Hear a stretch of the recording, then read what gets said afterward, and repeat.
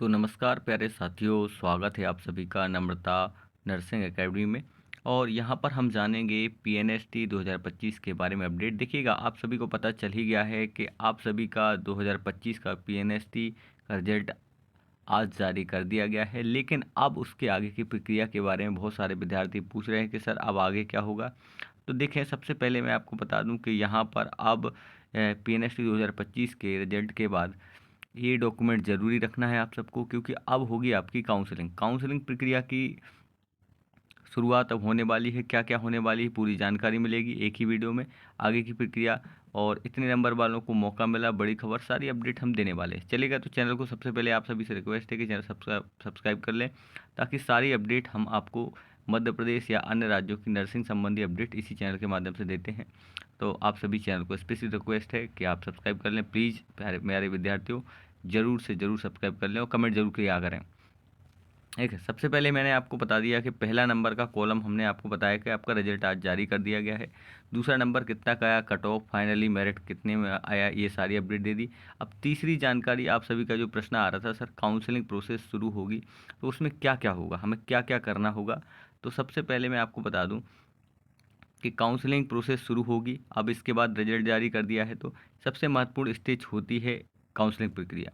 इसमें first counselling round में देखेंगे कि डायरेक्टरेट ऑफ मेडिकल एजुकेशन जो डीएमई है के द्वारा आयोजित की जाती है। अगर कभी भी आ जाए कि सर काउंसलिंग आपकी पीएनएसटी की काउंसलिंग किसके द्वारा जारी की जाती है, तो ये आपकी जो है प्रक्रिया करी जाती है डीएमई। अब ये डीएमई क्या है, डायरेक्टरेट ऑफ मेडिकल एजुकेशन, इसके द्वारा आपकी काउंसलिंग प्रक्रिया होगी। छात्रों को अपनी चॉइस फिलिंग करनी होगी, यानी कि किन कॉलेजों को प्राथमिकता देना चाहते हैं आप सब, कौन कौन से कॉलेज आप चुनें। अगर आप लोग चाहेंगे कमेंट बॉक्स में बताएंगे कि सर हमें आप एक बार कॉलेज की लिस्ट बता दें कि बहुत अच्छे कॉलेज कौन से हैं जहाँ पर आपको सारी सुविधाएं और सारा सब कुछ बहुत अच्छा रहे। तो मैं स्पेशली इस पर भी एक वीडियो लेकर आ जाऊँगा। मध्य प्रदेश के सारे कॉलेज की लिस्ट भी आपको बता दूंगा जो सबसे अच्छे हैं, जहाँ पर हमारे विद्यार्थी अभी भी यहाँ पर जो है पहुँच चुके हैं। चलेगा, तो एक तो आपको छात्रों को अपनी चॉइस फिलिंग करनी होगी, यानी किन कॉलेजों को प्राथमिकता देना है, देना चाहते हैं, वो होगी प्रक्रिया। उसके बाद डॉक्यूमेंट वेरिफिकेशन होगा, ऑफलाइन या ऑनलाइन। देखिएगा ये कैसे होगा, कई लोगों के मन में सवाल होता है सर डॉक्यूमेंट वेरिफिकेशन कैसे होगा। आपका डॉक्यूमेंट वेरिफिकेशन ऑफलाइन ही होता है और अब कहीं कहीं ऑनलाइन भी प्रक्रिया शुरू कर दी है। तो इसका ये जो सवाल है, अगर आप ये बताना अगर कोई पूछना चाहे कि सर जो डॉक्यूमेंट वेरिफिकेशन है ये ऑफलाइन या ऑनलाइन में से कैसे होती है, इसलिए इस पर मैं एक आपको वीडियो जो है बना के दे दूँगा कि कैसे होता है ऑफलाइन में, क्या प्रक्रिया है, वो सब बता देंगे। अब रही बात आगे की दस्तावेज की जाँच होगी यहाँ पर डॉक्यूमेंट वेरिफिकेशन में, कि आपके सारे डॉक्यूमेंट्स ओरिजिनल हैं कि नहीं हैं, इसमें सारी इन्फॉर्मेशन। साथ में इसके बाद कॉलेज अलॉट किया जाएगा आपको, अब वो कॉलेज मिल जाएगा। अब सर हमें सबसे बड़ी समस्या ये आ रही है कि हमें डॉक्यूमेंट कौन कौन से डॉक्यूमेंट ज़रूरी हैं और कौन से हैं जो एक बार हमें बता सकते हैं आप।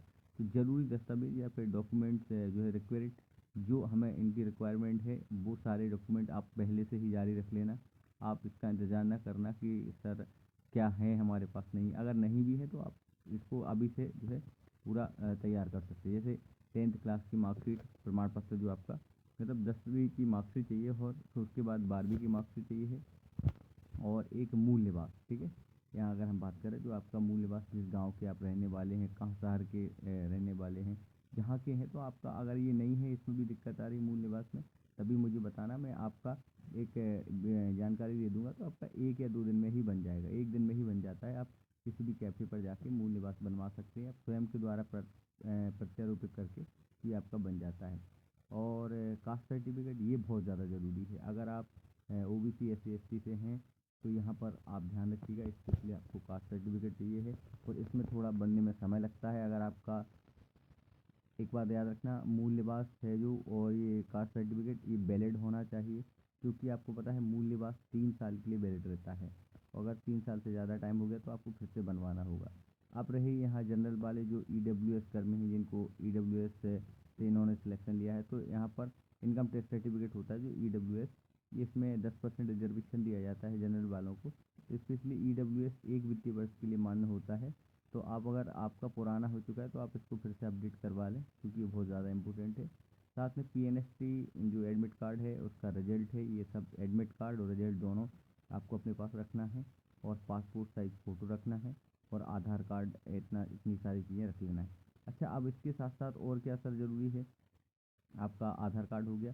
अगर आधार कार्ड नहीं है तो आप बनवा लें और आपका किसी भी कैफ़े से बन जाएगा। अगर फिर भी समस्या आ रही है तो आप पैन कार्ड या फिर वोटर आईडी, इनके आधार पर आप प्रूफ लगा सकते हैं। अच्छा, एक बात और मैं बता दूं कि आपका रोज़गार पंजीयन है, वो भी आप अभी से तैयार कर लें, क्योंकि रोज़गार पंजीयन में भी समय लगता है।